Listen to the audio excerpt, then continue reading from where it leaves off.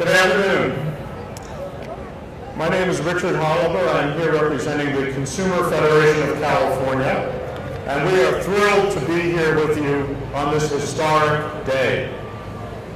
You know, we are here to speak a truth that is recognized virtually everywhere in the civilized world, except for the United States, and that is that health care is a human right. If you live in the wealthiest country that has ever existed on the face of this earth, you deserve health care as a right and not as a privilege. Whether or not you are covered should not depend on whether you're lucky enough to have a job that provides it, or whether you belong to a union that's strong enough to negotiate for it. It is a right, and we all deserve it, and we are here to make sure that we achieve that right. To get there, we have to cut the private health insurance companies out of the equation. There's no other way to get health care for all. You know, there's an old saying, a servant cannot serve two masters. Well, the private health insurance companies say they can serve their patients as well as their profit motives, but they can't. And when it comes time for them to choose between providing coverage that a patient needs and fattening their bottom line, we're the losers. Procedures are denied. Patients are denied coverage for pre-existing conditions. Our premium costs keep going up. Our out-of-pocket and co-payment costs keep going up and up. And at the same time, health insurance company profits grow, and insurance CEO paychecks are skyrocketing. This is obscene. It has to be stopped. Now, we can win health care as a right for all by building a grassroots movement, and that is what we are doing here today. We have to build a grassroots movement that can overcome the wealth and the power of the private health insurance companies. We have to remain true to the standard that Senator Sheila Kuehl has set, and that is a public health insurance program modeled on Medicare that guarantees coverage for all and that provides patient choice of doctor and hospital, except no imitations.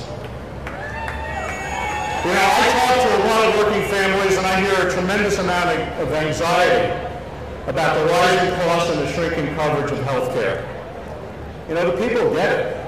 They understand that there's something fundamentally wrong with a system that is sinking under the weight of the insurance industry's waste, overhead, and lavish profits and CEO pay. And we've got a governor that blows with the wind and that plays to the crowd.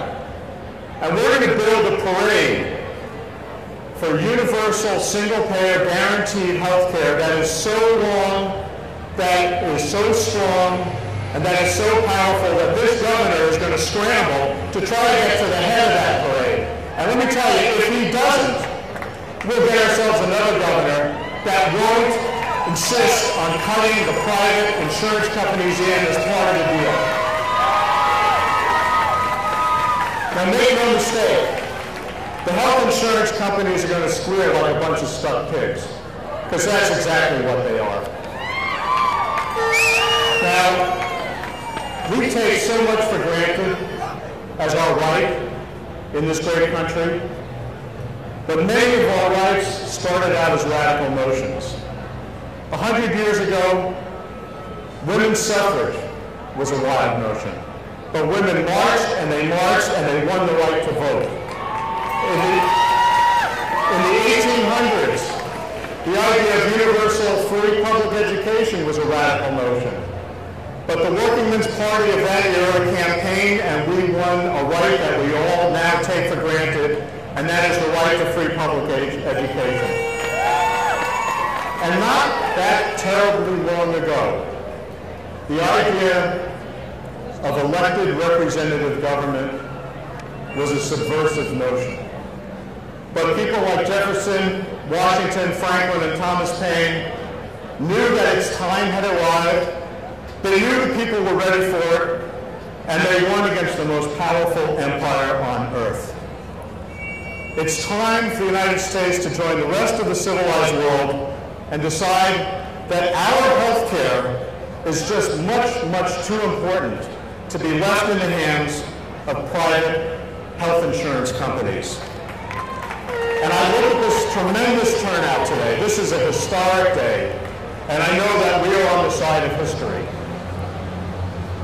Gandhi once said, first they ignore you, then they laugh at you, then they fight you, and then you win. Well, they're done laughing at us, let me tell you. And we're going to win this fight. And the people are way ahead of our president, and we are way ahead of our governor on this issue. And our job over the next year is to go and activate all the people of the state of California, to go to the neighborhoods, to talk to your coworkers, to talk to your friends, to talk to your neighbors, to stand up to the greed and the waste of the health insurance industry, stay strong, keep organizing, and finally, we will win health care rights for everyone. Thank you.